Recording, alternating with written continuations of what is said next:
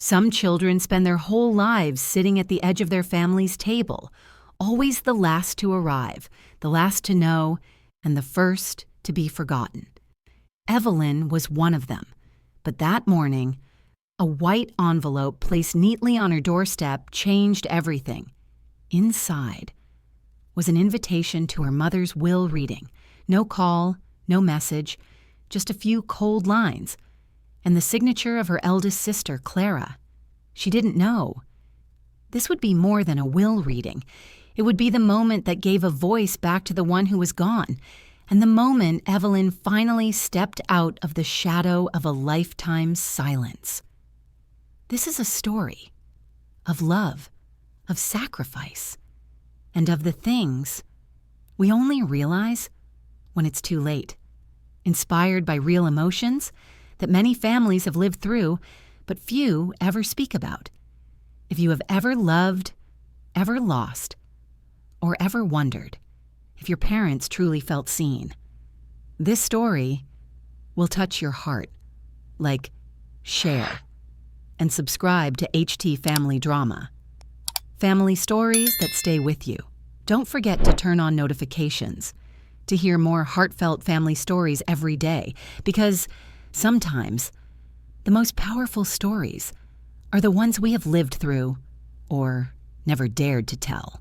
That morning, the Vermont sky wore a thin layer of gray clouds, as if autumn itself was hesitating before handing the season over to winter. I had just poured a pot of black tea, steam curling upward in a warm, steady ribbon, when I heard the faint shuffle of footsteps on my porch. When I opened the door, the first thing I saw was a thick white envelope placed deliberately in the center of the welcome mat. The paper was heavy, edged with embossed borders, the corner stamped with the name of a law firm in Montpelier. In bold type across the middle, the words made my heart sink. Notice of will reading. Attendance required. I flipped it over. No note. No kind words scribbled in the margins. Just the sharp crease of a machine fold and the faint smell of new paper, still carrying a trace of pine from the mailman's gloves. Beneath the address sat a small, red seal. Formal, cold, and final. 2 days from now. No phone call, no message. And the sender, the one who had initiated all this, was my sister, Clara Marsh. Clara, the one who had orchestrated our mother's funeral last month, down to the exact shade of lilies without leaving me a single uninterrupted moment alone with her. The one who'd said, in a voice almost tender, that she'd keep me in the loop about the arrangements, and then disappeared for 4 silent weeks. I stood in the doorway, one hand clutching the cream-colored silk scarf my mother had given me years ago. The corner was embroidered with 3 tiny letters in pale blue thread. J. Emma Jane Marsh, her name. The scarf was worn soft. The scent of her perfume faded to the faintest ghost. Something I could only catch if I closed my eyes and waited for it. And I heard myself whisper, always the last to know, always the afterthought. The morning chill crept through the cuffs of my sweater, that familiar blend of cold and emptiness curling around my wrists. I set the envelope down on the kitchen table, but it seemed to hold its own gravity, pulling my eyes back to it no matter how I tried to focus on pouring my tea. I knew. This reading wouldn't just be about paperwork, not with Clara.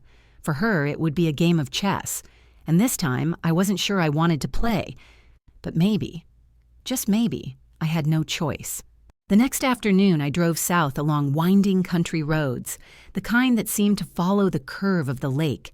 Maple trees stood like tall sentries on either side, their branches dressed in gold and crimson, each leaf trembling in the soft October wind. The air smelled of damp earth and wood smoke, that blend of sweet and sharp that only New England in the fall can give you. It had been years since I'd taken this road back to our family home, a white, clapboard house with a wide front porch and a roof that creaked in winter storms. From a distance, it looked almost unchanged, tucked behind the same line of sugar maples, the lake glinting just beyond. But as I pulled closer, I realized how long it had been since I truly belonged here. I slowed at the old iron gate. It opened with a slow, heavy groan, the kind that made you wonder if it was protesting your return. The gravel crunched under my tires, louder than I remembered. Or maybe it was just the echo of my own nerves. Parking in the back, as I always had, felt like muscle memory. Growing up, only Clara and her guests were allowed to use the front drive. I stepped out, boots sinking slightly into the soft earth, and for a moment, I just stood there, breathing in the lake air and trying to steady the thump of my heartbeat. Inside, the house smelled exactly the same: lemon polish, lavender soap, and something faintly floral that clung to the old rugs. The air was still, the way it gets when a home has been waiting too long for someone to walk through the door. Clara appeared in the foyer, her heels clicking on the polished floor. She was dressed as though for a magazine shoot: silk blouse, pearls, that calculated ease in her smile. "Oh," she said, her tone a perfect blend of surprise and condescension. "Didn't expect you to make it. We have quite the gathering today." Her words floated in the air like perfume you didn't want to inhale. I nodded once, keeping my hands at my sides, the scarf tucked safely in my bag. From the living room, I could hear the hum of polite conversation. Relatives, old family friends, voices I recognized from summers long past. But when I stepped in, most eyes slid away from mine. The only one who met my gaze was Aunt Lorraine, who rose from her seat and gave me a trembling hug. "Evelyn, sweetheart, I'm so glad you came. Your mother would be too." I hoped so. God, I hope so. The reading was set up on the back terrace under a striped canopy that looked out over the garden. The hydrangeas along the stone wall were still clinging to their color, blue fading toward silver in the crisp autumn light. Small tables held trays of coffee cups and china plates, as though this were some genteel brunch instead of the moment that might redraw the lines of our family. I chose a seat at the far end of the long table. My $40 dress from the discount rack and scuffed flats felt almost defiant against the tailored suits and silk scarves surrounding me. Across the table, Clara was the picture of poise. Designer jacket, hair swept into a perfect twist, her hand resting casually on the arm of her husband, Grant. When Mr. Whitman, our family's longtime attorney, stepped out from the French doors, the air shifted. Conversations thinned, cups were set quietly onto saucers, and that polite, brittle silence fell, the kind that isn't about respect, but about anticipation. "Thank you all for coming," he began, his voice even, his hands resting on a leather folder. "I know this is a difficult time, so I'll keep things brief." Before he could continue, Clara rose smoothly to her feet, her smile playing to the audience. "Let's just hope there aren't any surprises," she said lightly, glancing in my direction. "You know how Evelyn likes to improvise." A ripple of laughter, short, nervous, skimmed the table. I kept my eyes on the hydrangeas, their petals trembling in the breeze, and said nothing. Mr. Whitman cleared his throat, opened the folder, and began to read. The legal language rolled out in practiced tones, until it didn't. The entirety of the Marsh estate, including the property, monetary assets, personal effects, and residual income, is hereby left to Evelyn Marsh. The words seemed to hang in the air, heavier than the gray clouds above us. Somewhere behind me, a glass hit the stone patio and shattered. Clara's hand jerked upward, knocking over her water. Her smile faltered, lips parting without sound. Mr. Whitman waited for the murmurs to fade before continuing. "This inheritance is contingent upon Ms. Marsh residing in the family estate for a minimum of 1 year, keeping it maintained, and refraining from any sale, redevelopment, or transfer of property rights during that time. Additionally, Ms. Clara Marsh is barred from initiating or facilitating any financial or structural changes to the estate during this period." I felt the blood thrum in my ears. It wasn't just about the house. It was about control. And for once, Clara didn't have it.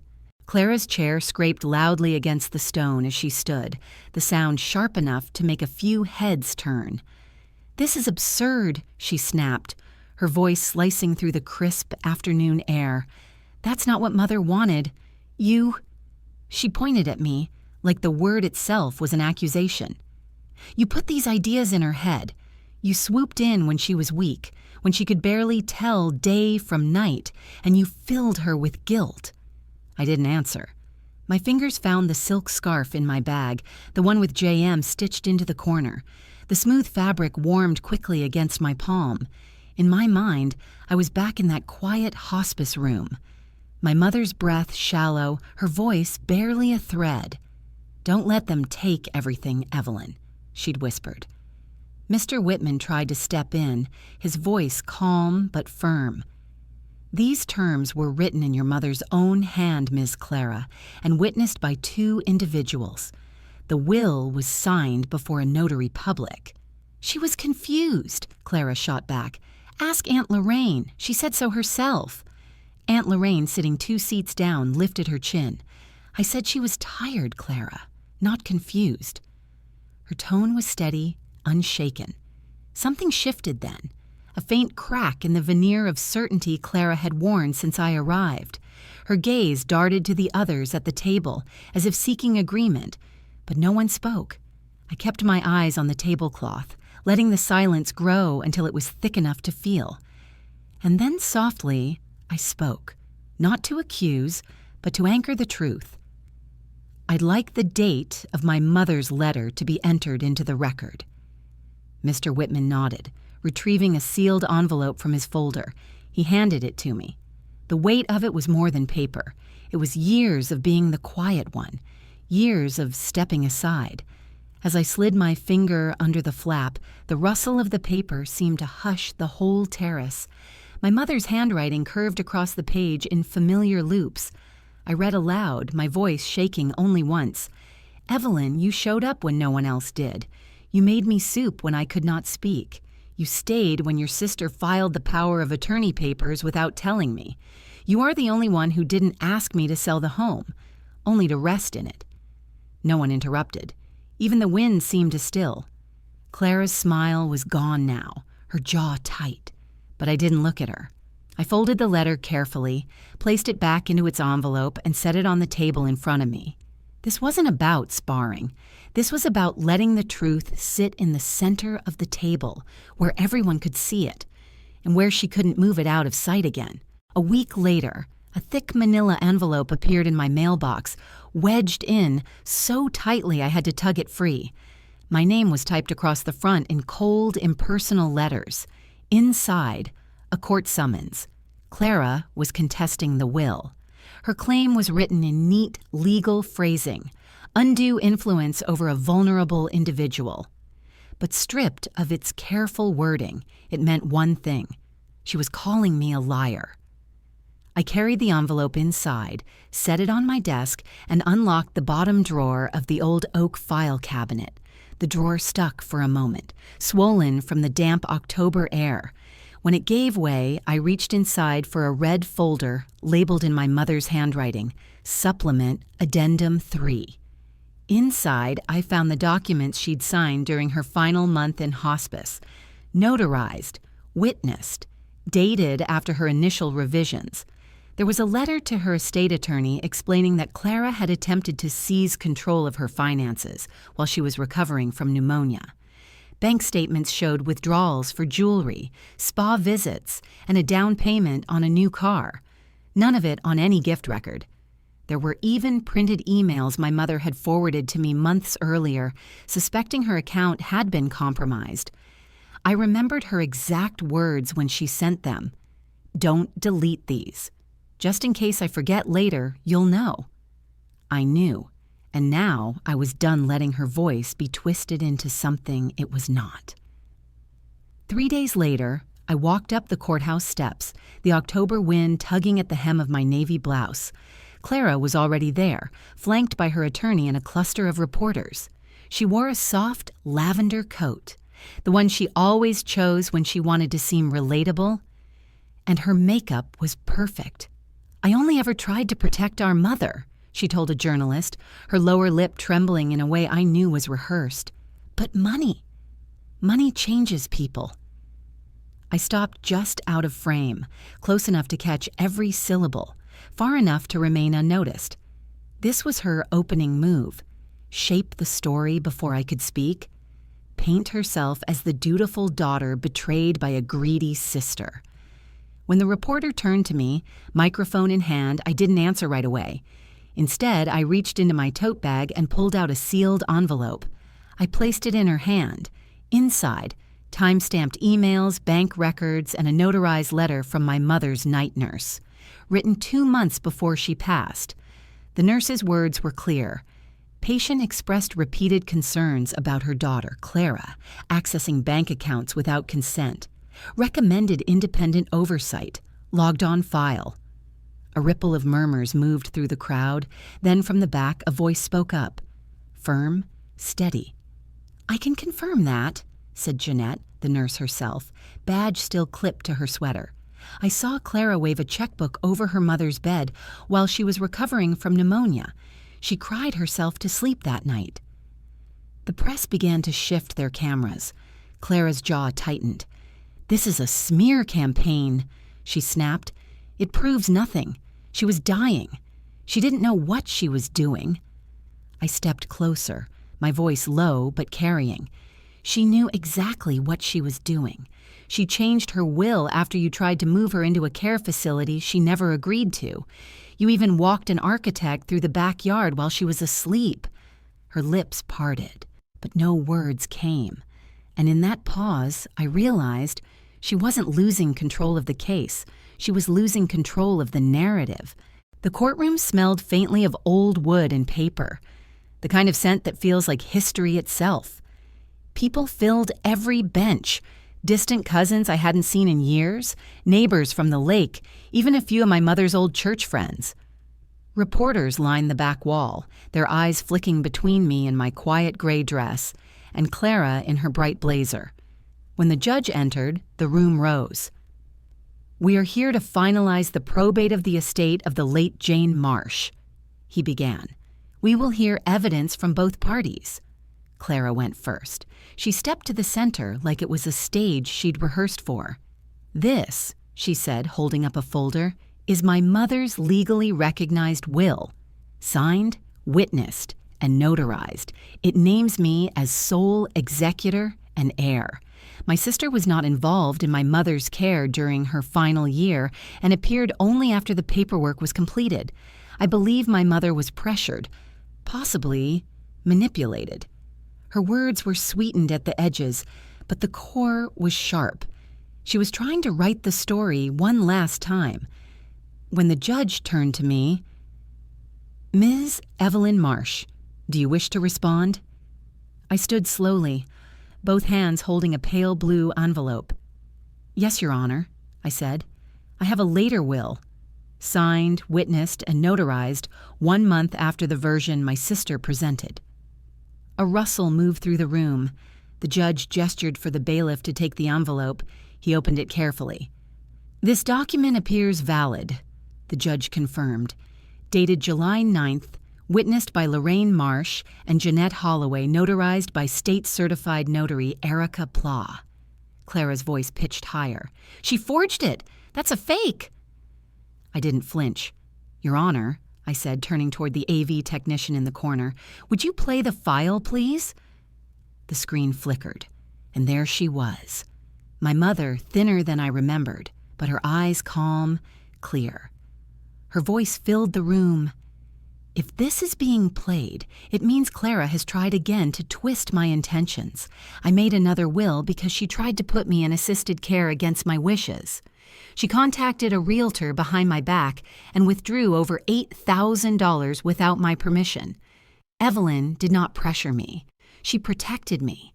That's why everything is hers now, because it's what I wanted, clearly, freely, and with full capacity." The silence was absolute. I turned just enough to see Clara frozen mid-step, her face pale. "This confirms testamentary intent," the judge said firmly. "I will accept the July 9th will as the operative document, unless there is irrefutable evidence of fraud, which, based on this footage and notary records, I do not see." Clara tried one last time. She was dying. She didn't know, but no one met her eyes. Not the family, not the reporters, not even her own lawyer. The judge turned to me. "Anything else to submit, Ms. Marsh?" I shook my head. Only that I loved my mother and I respected her choices. In the front row, Aunt Lorraine gave me the smallest nod, a quiet, unspoken, "You did it." When the gavel fell, I didn't smile. I didn't cry. I just stood still, feeling a kind of silence I had never known before. Not the kind that made me small, but the kind that finally felt earned. The courthouse steps were bathed in late afternoon light, the kind that turns everything soft and golden. I didn't need to turn around to know Clara wasn't walking beside me. I could feel her absence, heavy, deliberate, like a door that had finally shut. Reporters called my name, their voices chasing me down the stone steps. "Evelyn, did you expect the video to play in court? How long have you had the second will?" But I kept walking, my face calm. What my mother used to call my weather face, the one I wore during storms, funerals, and Sunday dinners when Clara's comments cut deeper than the smile that carried them. Ruth was waiting for me at the curb in her old Toyota, one hand already resting on the passenger door handle. She didn't say anything at first, just looked at me, then back at the courthouse, as if measuring whether I was okay or just holding it together out of habit. "You ready?" she finally asked. "No," I said, "but I'm done." The drive home was quiet, the tires humming against the pavement. The October sun was dipping low, painting the edges of the lake in molten gold. By the time we turned onto my driveway, dusk had settled in, that in-between hour where the world feels softer but somehow more honest. Ruth followed me up the porch steps, then stopped short of the screen door. She reached into her bag and pulled out a small, worn envelope, edges frayed. "I found this tucked inside your mom's old wallet," she said. "Didn't look like something you'd want strangers going through." I took it gently. The paper was creased and thin, but the ink was still her handwriting, on the front in looping script, "To my youngest, my quiet warrior." I sat on the porch swing before opening it, letting the cicadas buzz in the distance, letting the quiet settle around me like a blanket. Then slowly I slid the letter free. "You have always been the strongest, even when they pretended not to see. I hope you know you never needed their praise to matter. Some truths aren't spoken, they're lived, and you lived it right. I love you, always, Mom." It wasn't grand or poetic, but it was everything I'd never heard her say out loud, and it came exactly when I didn't need validation anymore, only peace. Ruth brought out 2 glasses of iced tea. We didn't toast. We didn't say much of anything. She just sat beside me as the last bit of sunlight slid behind the treetops, and the porch light flickered on, like it understood that this was a moment that needed quiet. I looked around at the chipped paint on the railing, the stubborn flower pot Clara once called "too small town," the wind chimes that whispered instead of ringing. I thought about all the birthdays spent waiting, the report cards no one read, the solo Christmas mornings. But I didn't feel empty anymore. I felt full, in a quiet, steady way, because I wasn't living for their acknowledgement now. I wasn't trying to earn a seat at a table that was never built for me. I'd made my own space here, on this porch, in this house, with this letter in my lap and a friend beside me. Clara might never apologize. The family might always whisper about what happened. And maybe I would always be the one who broke the silence. But that silence had protected lies long enough. Some wounds don't need to be loud to be remembered, and some victories don't need applause to be complete. Some victories don't make noise. They don't come with applause or with everyone suddenly understanding you. Sometimes they are just a quiet porch at dusk, a chipped railing under your hand, and a letter, worn, creased, telling you that you were enough all along. Evelyn didn't win because she got the house. She won because the truth was no longer buried. because her mother's voice was safe from the hands that tried to rewrite it, and maybe the family will always whisper. Maybe Clara will never look her in the eye again. But tonight, under the fading light, Evelyn can finally breathe in the air of her own home, not as a guest, not as an afterthought, but as someone who belongs, quietly, completely, and without needing anyone's permission. Some silences break you, and some finally set you free.